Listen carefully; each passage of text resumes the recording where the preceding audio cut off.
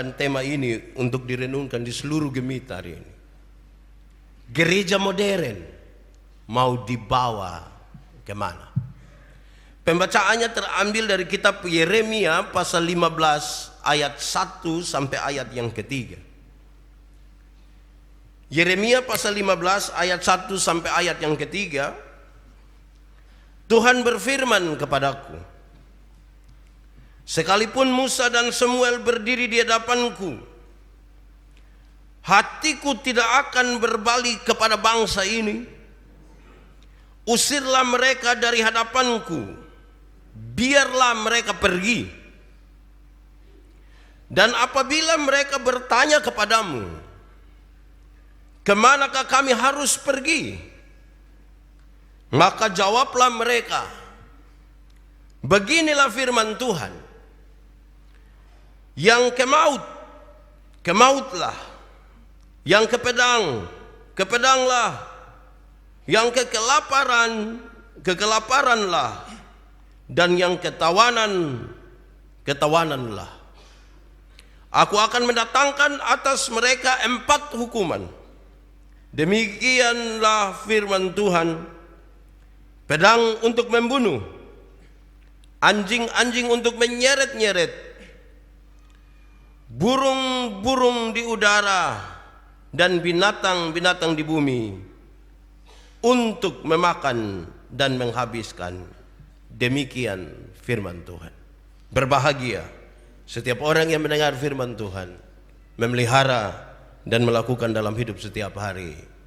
Haleluya. Haleluya. Haleluya. Haleluya.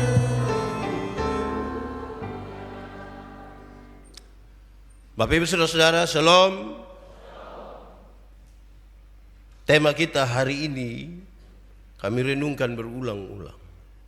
Gereja modern mau dibawa kemana? Bayangkanlah saudara bahwa hari ini memang kita benar-benar ada di satu zaman yang modern.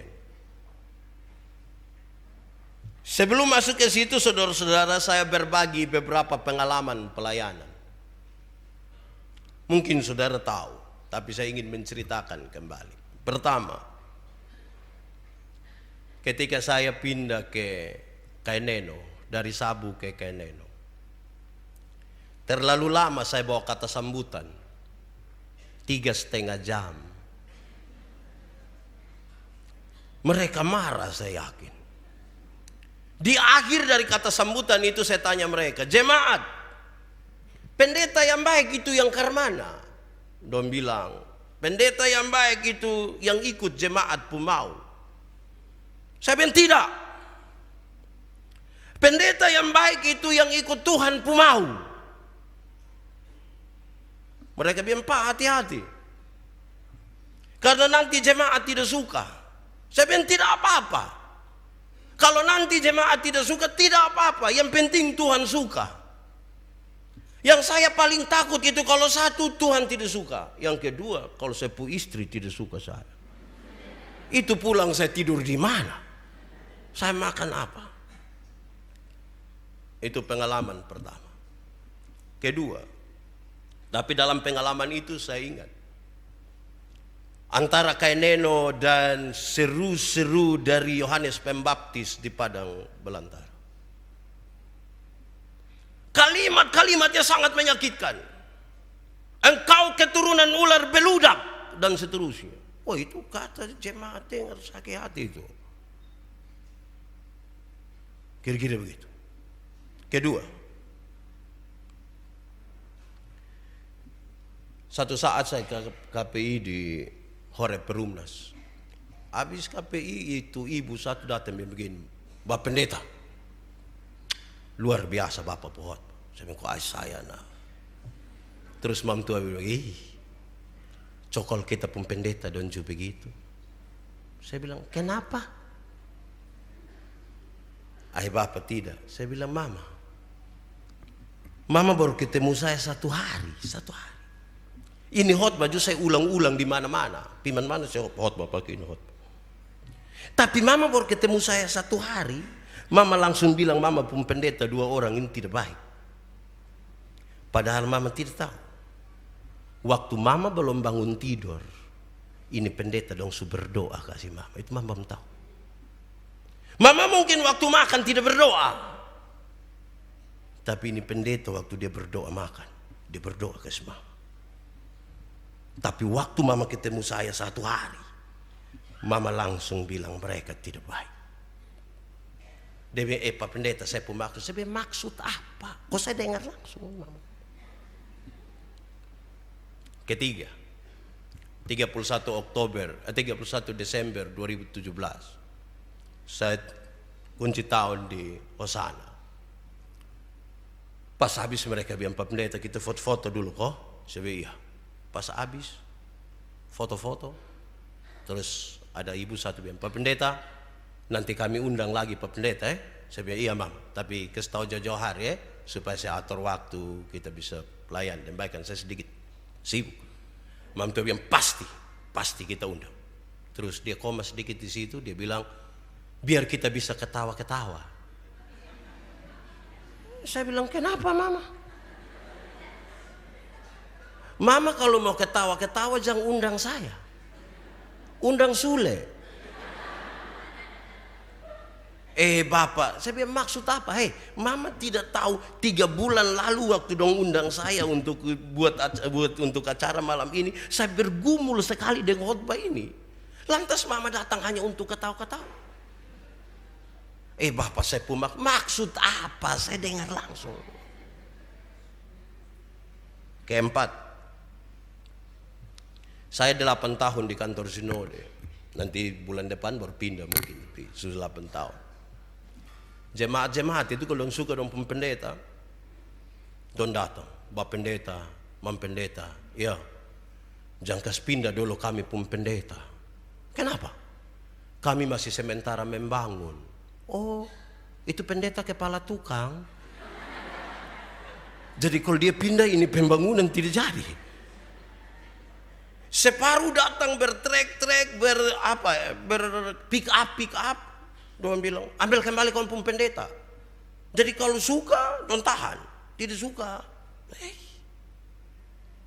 Ini kira-kira 4 hal yang saya alami dalam pelayanan. Saudara, renungkanlah sedikit hal-hal itu. Inilah dunia di mana kita bergereja sekarang. Rupa-rupanya kalau bergereja itu harus betul-betul menyenangkan hati.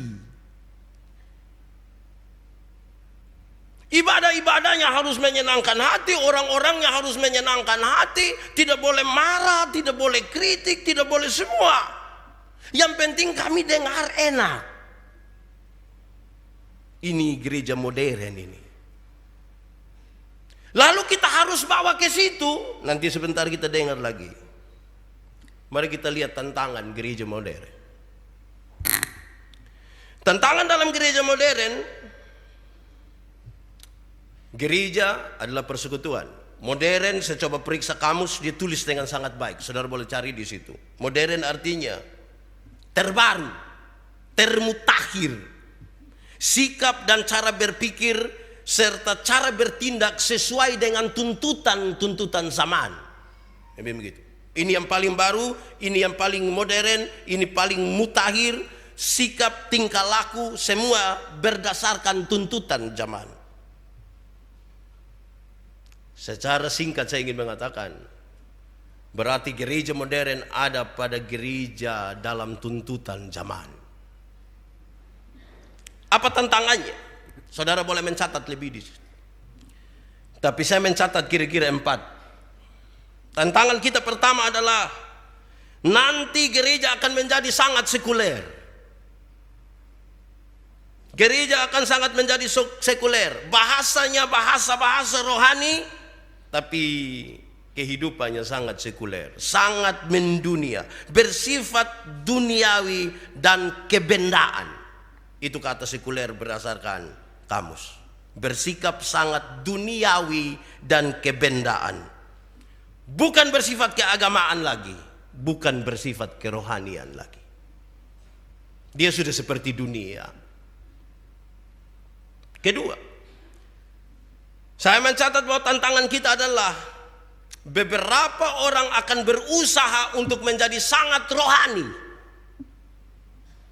Sampai-sampai mereka lupa bahwa mereka tinggal di dunia. Mereka berusaha begitu rohaninya sampai lupa kalau dong ada di tengah-tengah dunia. Saya mendampingi lebih dari 5.000 kelompok persekutuan doa. Dan beberapa orang merasa mereka sangat rohani. Gitar, ingat, tidak boleh menyanyi kisah kasih di sekolah. Ini hanya boleh menyanyi melayani lebih sungguh. Satu saat ketika kami mau apa, dong bilang, Pak Pendeta, awas Pak, itu jasmani. Saya juga jadi takut. Terus saya tanya, tadi datang pagi makan kok? Dong bilang makan Bapak. Jangan, itu jasmani. Mama ada suami? Iya, pulang cerai. Karena menikah itu jasmani. Saudara lihat, beberapa orang berusaha untuk menjadi begitu rohani di tengah-tengah dunia yang seperti ini, sambil berusaha untuk melupakan kalau dia hidup di tengah-tengah dunia. Saudara, dia tantangan kita. Ketiga, beberapa orang menjadi saya pakai kata ini, madat rohani, suka terhadap madat rohani. Suka terhadap madat rohani. Jadi nanti kalau ada susah sedikit, dia suka kalau dengar kalimat-kalimat yang bikin dia senang sekali.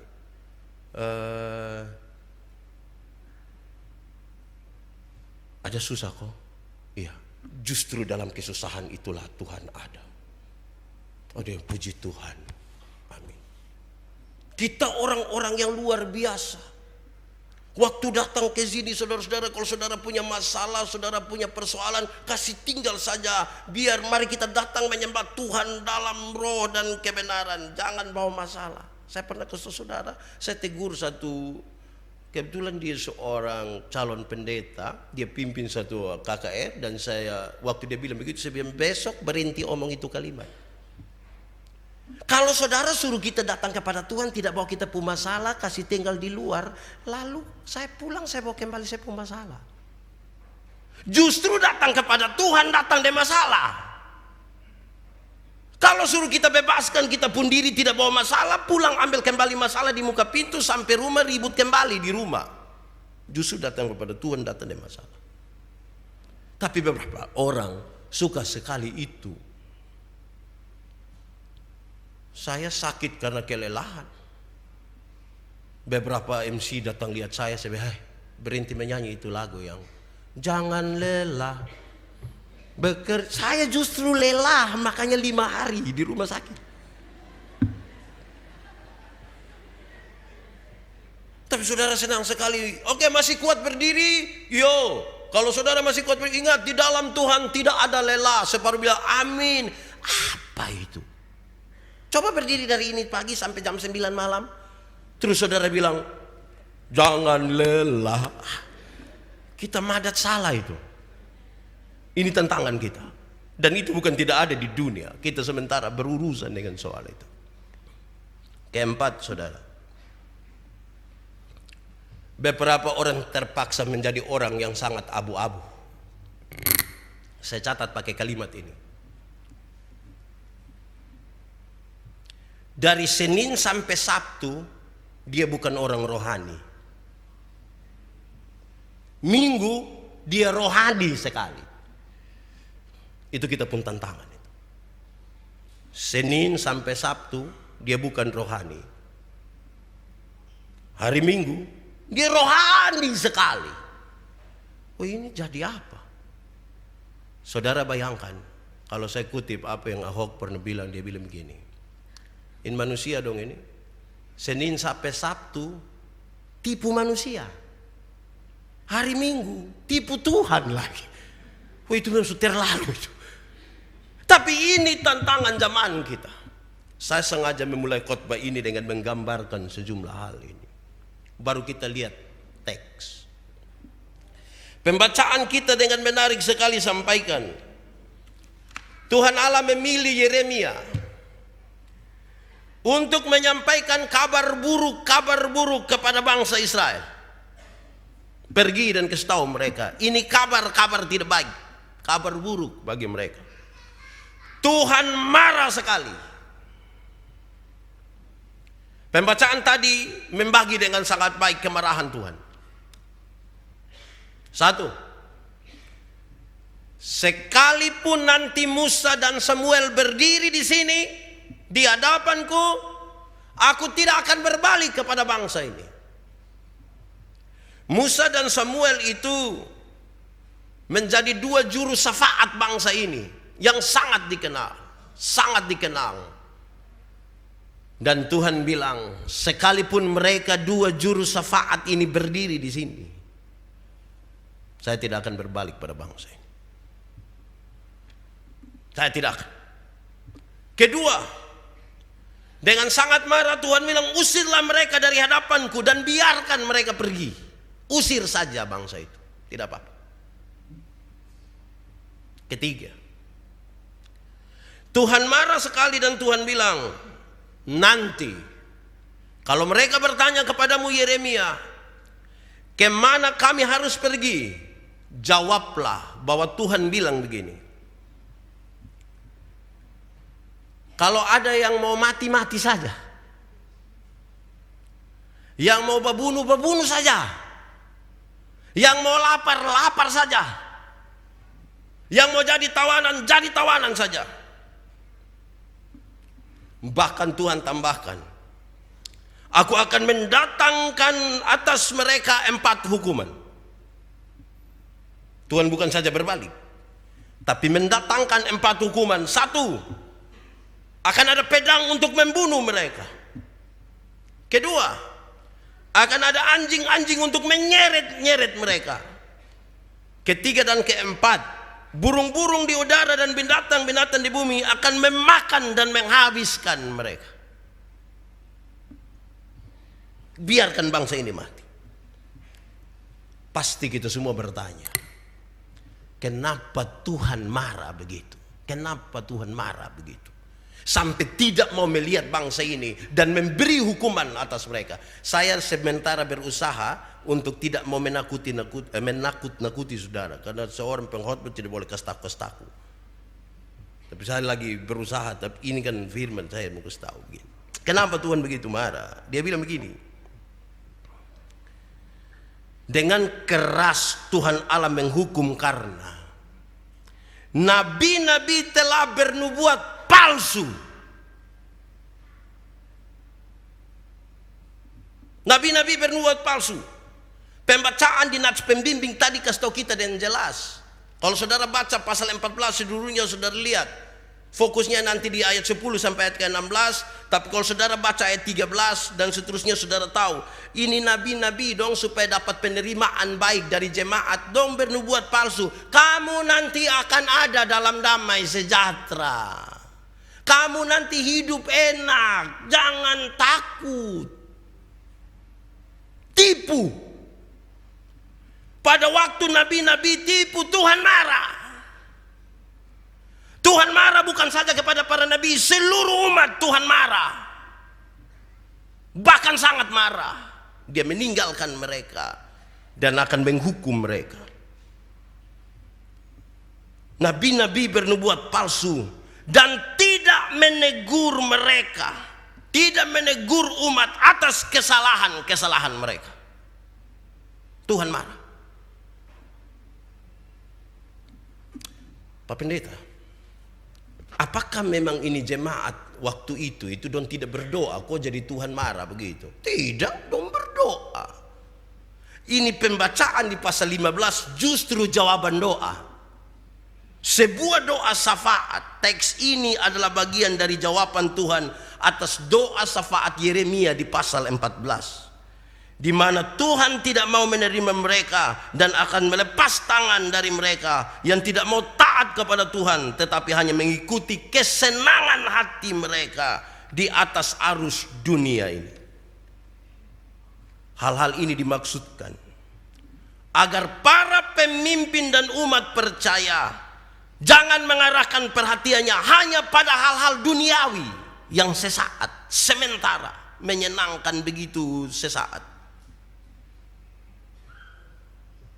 Mereka tidak lagi menaruh perhatian pada kuasa Tuhan, pada penyertaan Tuhan dalam perjalanan hidup mereka tiap-tiap hari. Kira-kira teks itu mengatakan begitu. Tuhan sangat marah ketika kita bernubuat palsu dan melihat yang salah tidak tegur. Apalagi ketika jemaat hanya mau hidup yang enak-enak saja. Ini mendatangkan masalah bagi semua orang. Lalu catatan refleksi kita bagaimana? Catatan refleksinya saya mulai begini. Saudara, hari Selasa itu saya sakit. Saya ini sakit terus, memang sutua ini begini sudah. Sakit, dehidrasi, saya diare. Saya mulai mengerti bahwa di dalam tubuh kita ini banyak sekali air. Dan kalau air sudah tidak ada itu kita susah. Saya pusing. Sudah muntah lagi, main diare terus ini. Saya menjadi sangat lemah sekali. Saya membayangkan kalau satu saat air itu sudah tidak ada lagi di dalam tubuh saya. Lantas saya berefleksi, kalau kekuatan gereja ada pada Roh Kudus, maka gereja yang mulai kehilangan Roh Kudus adalah gereja yang dehidrasi, gereja yang lemas nanti. Dia ada tapi tidak berdaya. Dia hidup sebegitu adanya saja. Kalau saudara pernah diare, nah saudara renungkan saja. Lalu saya mencatat. Satu, para pemimpin gereja, kan tema kita bilang gereja modern mau dibawa kemana? Kan ini soal arah. Saya mulai dari para pemimpin. Para pemimpin gereja, bernubuatlah dengan benar dan jangan takut menegur kesalahan umat. Jangan takut. Bernubuatlah dengan benar sesuai dengan Alkitab dan jangan takut menegur kesalahan jemaat. Jangan takut. Supaya gereja ini ada arah. Banyak para pemimpin gereja mencari simpati jemaat, bukan simpati Tuhan. Orang-orang dibawa datang kepada dirinya dan tidak kepada Tuhan. Demi nama Tuhan Yesus saya ingin sampaikan kepada saudara, Tuhan Yesus pemilik dan kepala gereja. Pemimpin gereja, jangan takut menegur kesalahan dan bernubuatlah seperti apa yang dikatakan oleh kitab suci. Jangan sekedar cari simpati, apalagi cari materi. Tidak boleh. Tegurlah. Pak tegur-tegur juga sama. Tidak apa-apa, kok memang bukan kami pun tugas merubah, kami pun tugas menegur. Saya larang orang judi di Alor. Habis itu kami duduk minum kopi dan jawab saya santai-santai. Bapak khotbah tadi bagus, yo memang bagus.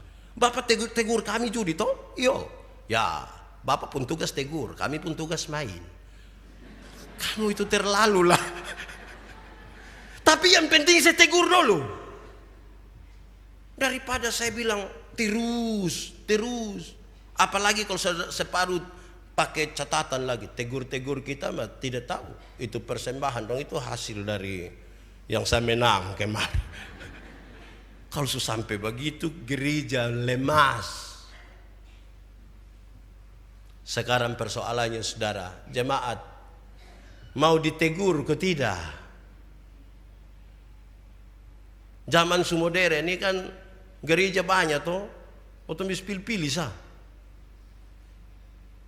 Ikut kita pun mau. Persoalannya adalah saudara mau ditegur kok tidak. Tapi nasihat ini serius. Karena gereja modern harus diberi arah. Karena kehidupan kita sudah terlalu modern sampai kita lupa untuk membedakan mana gereja dan mana dunia. Kadang-kadang gereja kita bikin seperti kita hidup di tengah-tengah dunia saja. Tidak bisa. Gereja punya tradisi sendiri. punya tradisi sendiri. Persekutuannya seperti apa, pakaiannya seperti apa, bicaranya seperti apa, perjumpaannya seperti apa, semuanya seperti apa. Gereja punya sendiri. Kalau dunia tidak menawarkan yang seperti yang gereja tawarkan, salah jalannya. Kedua, jemaat. Hai jemaat-jemaat, demi nama Tuhan Yesus, pemilik dan kepala gereja, aku berkata kepadamu, janganlah hanya ingin memuaskan telingamu dan kesenangan hatimu saja. Jangan. Jadi jemaat, jangan hanya untuk memuaskan telinga dan menyenangkan hatimu saja. Tidak boleh. Orang tua di kampung ajar kami, kalau pohon nangka itu tidak berbuah, jangan langsung potong kasmati. Ame parang kau cincang. Cincang-cincang dia pun batang itu, dia nanti merasa terangsang sedikit. Tahun depan dia sudah berbuah. Disakiti. Walaupun nanti jaga-jaga kok, kami jangan kerja menyakiti. Lihat makna yang itu makna makanya. Tidak juga. Tapi supaya kita menempatkan diri kita pada tempat yang tepat. Karena dunia sekarang menawarkan yang enak-enak, yang baik-baik di telinga, yang suka untuk dimakan, yang semua yang baik ada di dunia. Dan beberapa orang rela meninggalkan iman untuk kepentingan dunia. Dan karena itu, demi nama Tuhan, saya mengatakan kepada saudara jemaat, jangan cari yang enak-enak saja. Tidak boleh. Karena kita ada di tengah dunia yang modern ini. Tawarannya terlalu banyak. Kami ini pusing. Perkembangan terlalu besar sampai kami yang seumur begini tidak tahu perkembangan baru dongkar mana lain. Kan pusing. Lalu apakah kita mau cari yang enak-enak? Kadang-kadang gereja ini kan kita pikir, beberapa orang suka bilang ke saya, Pak Pendeta, gereja mesti begini. Dong di Singapura sana sah.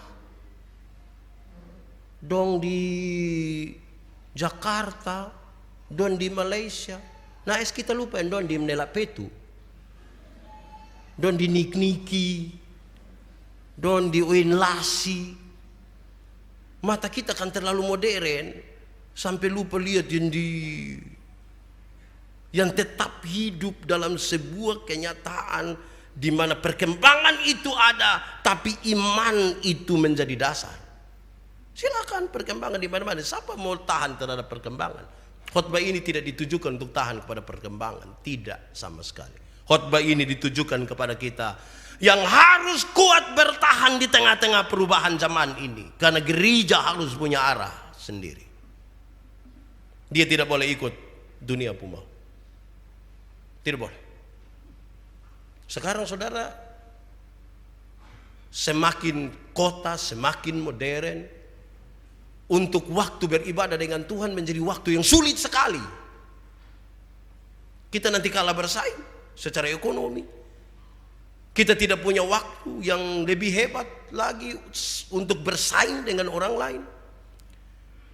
Kita diberi tawaran ketika mau datang ke gereja, lantas tiba-tiba dong kasih naik uang lembur. Kita juga pusing. Ketiga,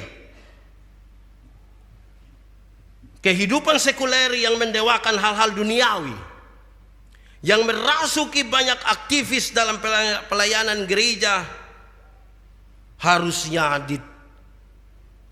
ditinggalkan. Stop. Yang terlalu berpusat pada diri. Keanggotaan gereja tidak boleh hanya bersifat tradisi semata dan kebiasaan. Dia harus menjadi warna dari sebuah persekutuan orang-orang yang tahu diri bahwa kami semua adalah orang-orang yang diselamatkan oleh Tuhan. Semua kami, para pemimpin, para jemaat. Supaya apa? Tidak boleh ada proyek dalam gereja. Tidak boleh fokusnya kepada uang dan materi-materi. Tetapi fokus gereja kepada keselamatan diri, persekutuan, dunia. Harus di situ. Tidak boleh lagi pada hal yang sangat material. Saudara tahu, kalimat yang bisa counter saya itu adalah, Pak, jadi pelayanan tidak butuh duit. Pelayanan tidak butuh uang. Butuh. Terlalu butuh. Tapi bukan karena uang kita melayani. Saya ulangi. Pelayanan butuh uang. Tapi bukan karena uang kita melayani. Sebuah adik-adik, sebuah anak-anak, pemuda, remaja yang akan diperadabkan jadi pengurus. Pelayanan butuh uang. Tapi bukan karena uang kita melayani. Tidak ada uang kita mau ke mana? Nah mati saja. Tidak ada uang, nah mau ke mana? Mati. Saya pernah bilang pada saudara, kadang-kadang mata kita yang tertuju salah toh. Sebagai pendeta saya suka ditelepon, Pak Pendeta singgah di rumah sakit dulu. Singgah kenapa? Suami lah sakit, istri sakit, anak sakit. Oh baik. Sampai tahu sendiri Kupang mulai macet, saya pakai motor. Sampai di situ baru berdoa baru habis berdoa. Dong langsung bilang, Bapak, ini obat. Saya tadi suruh saya berdoa untuk apa? Kalau ini obat memang sudah terlalu hebat, lalu suruh saya tadi berdoa untuk apa? Saudara lihat dia pun cara berpikir. Cara berpikirnya ya, obat, bukan Tuhan. Harusnya para pelayan Tuhan berpikir, saya percaya pada Tuhan dan Tuhan itu bisa menggunakan ini obat, ini dokter, ini tindakan, ini semua untuk menolong saya. Kalau tidak kita akan mengkultuskan sesuatu. Gereja modern yang mulai mengkultuskan sesuatu, gereja itu akan mulai sesat. Saudara, panggilan bagi orang-orang percaya itu panggilan itu harus menembus batas. Orang-orang percaya di tengah-tengah badai hujan yang lebat, ketika mereka tahu jam gereja dan tidak perlu ada undangan, don datang. Don tahu ini urusan dengan Tuhan. Bahkan ketika mereka tidak disambut sekalipun di depan pintu. Don tahu bahwa perjumpaan ini perjumpaan dengan Tuhan. Jangan bilang mesti begitu, betul mesti berdiri. Kau bilang mari. Padahal yang bilang mari ini ada son suka itu orang ya mas. Waktu serontangan jadi serontangan dia begini. Lalu saudara bilang itu seolah-olah sangat baik. Kalau mau bilang mari silakan masuk, ini hati ini betul-betul luas terbuka. Memang di pemuka begitu, tapi mari. Di sini terima semua muka. Itu hati luas. Tapi kalau waktu setengah-setengah hati, zaman sandiwara di sini. Dunia ini memang panggung sandiwara. Tapi saudara bukan pemainnya. Kasih orang lain yang suka main-main sandiwara itu yang bermain. Kalau kita orang percaya harus datang dengan ketulusan. Kalau saudara marah ibu Ana bilang, ibu Ana saya tidak suka mama sifat itu. Kasih tahu jujur lebih baik daripada pura-pura. Kita terlalu palsu. Palsu itu sama dengan imitasi. Imitasi itu harga di bawah. Tidak terlalu mahal. 4. Saudara, gereja tidak boleh kehilangan identitas diri dan tidak boleh berpusat kepada manusia. Ingat, Tuhanlah yang punya gereja. Tuhanlah yang punya gereja. Hamba-hamba Tuhan, adik-adik yang akan diteguhkan, yang diperadabkan, kita alat. Alat tidak lebih penting dari yang punya gereja. Kamu yang berbaju putih, rok hitam, celana hitam, jangan buat seperti kamulah yang memiliki gereja. Karena yang punya gereja adalah Tuhan. Kamu, saya baju putih, celana hitam. Kita alat. Sekali lagi, alat. Kita loader. Pakai bahasa timur bilang otok solo. Kita sudah. Jangan kita rubah itu. Karena gereja lagi di satu ambang di mana beberapa orang telah menjadi pusat. Tidak boleh. Yesus tetap harus pusat. Dia yang punya gereja. Tidak boleh ada yang melebihi atau merampas kemuliaan Yesus. Tidak boleh. Yesus terlalu luar biasa. Biasanya yang punya potensi itu kami hamba-hamba Tuhan. Kalau orang mulai kenal itu kami rasa kami sugeng. Saya ingat saya ini kalau bukan pendeta mungkin saya ojek di Soe. Naik sedikit saya supir travel yang EPV dong itu. Saya lihat saya foto lama ini Dona Jungeri. Tapi ini Bapak. Ya dulu Bapak menyamar. Bapak tuh asli Sumantap. Mau menyangkal juga Bapak. Tapi saya mau kasih saudara bahwa kalau Tuhan angkat kita sedikit, kita tidak lebih dari Tuhan. Kita tidak lebih dari Tuhan. Saya minggu lalu menabiskan 198 presbiter di jemaat Silo Naikoten. Sementara hujan-hujan. Hujan lebat ini dong berlutut kok, hujan angin kok dong basah saya. Dalam khotbah saya bilang kamu so hebat. Hanya kan berhujan-hujan. Tidak. Saya kasih tahu kalau saya tidak dipakai oleh Tuhan orang tidak kenal saya. Tapi pakai logat alor Tuhan bilang begini. Yandi, lu mari kok orang hormat-hormat lu dulu. Lu mari kok ada apa-apa lu makan duluan. Saudara bayangkan itu. Kita bukan siapa-siapa. Tapi Tuhan angkat kita. Jangan guys. Terakhir. Dalam gereja modern ini saya dan saudara diharapkan supaya berimanlah kepada Tuhan dan jangan beriman pada perasaanmu. Berimanlah kepada Tuhan dan jangan beriman pada perasaanmu. Karena sekali lagi saya bilang kepada saudara demi nama Tuhan, iman itu kelasnya lebih tinggi dari perasaan. Perasaan satu saat akan terluka, tapi iman tidak akan terluka.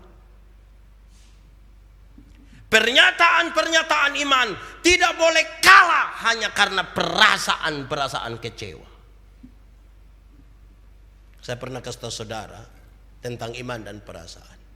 Waktu menikah, yang suami bilang pada istri, yang istri bilang pada suami, aku mengambil engkau sebagai istri, engkau mengambil aku sebagai suami. Ini pernyataan iman. Pernyataan iman ini tidak boleh hancur hanya karena kekecewaan kita karena kita hidup bersama-sama. So hidup bersama-sama tuh kecewa. Banyak suami, banyak istri ngomong, saya baru tahu lu ini. Ternyata lu model begini. Kecewa tuh, itu pernyataan kecewa tuh. Beriman bukan berperasaan. Sebab kalau perasaan nanti satu saat kecewa, satu saat terluka. Perasaan akan membuat saudara perasaan buat saudara tidak mampu menegur sesuatu. Perasaan membuat kita ada orang punya kotoran sedikit di hidung, kita mau tegur ke karmana kok. Siapa yang ketika lihat orang yang begitu dia hargai sekali ada kotoran di sini kita bilang, Pak, permisi saya ambil. Itu kan aduh karmana ya, tidak mungkin. Yang anehnya kita pun perasaan membuat kita tidak tegur dia, tapi kita kasih tahu orang lain. Yang dibersangkutan kita tidak kasih tahu, tapi kita kasih tahu orang lain. Itu bab tua kalau tahu dia sakit hati. Jangan beriman pada perasaan. Iman kelasnya terlalu tinggi. Saudara, kalau para pendeta hanya memain perasaan, dia terlalu banyak kecewa dengan Tuhan. Tuhan janji terlalu banyak nah. Engkau yang akan melayani aku tidak akan pernah kecewa. Tidak kecewa apa? Kalau hanya main perasaan kita bisa bangun lari. Saya berharap adik-adik jangan kecewa Kalau kamu putus cinta, kamu kecewa Melayani Tuhan jangan kecewa. Kalau sampai kamu putus cinta, datanglah pada Tuhan. Mereka yang madas bilang amin, tapi Tuhan di mana? Saya hanya ingin ajar kita saudara-saudara, adik-adik semua, supaya kalau dalam pelayanan dengan Tuhan jangan terlalu banyak pakai perasaan, pakai iman. Ada waktu di mana kita kasih ruang untuk Tuhan yang kerja dan kita duduk diam-diam begini. Ada waktu di mana hal-hal yang kita rasa tidak mungkin itu biarkan Tuhan yang membuat dia menjadi mungkin. Mujizat masih ada. Sekalipun saya tidak minta saudara untuk bersandar pada mujizat, tapi mujizat itu ada. Mari kita tunduk kepala di hadapan Tuhan.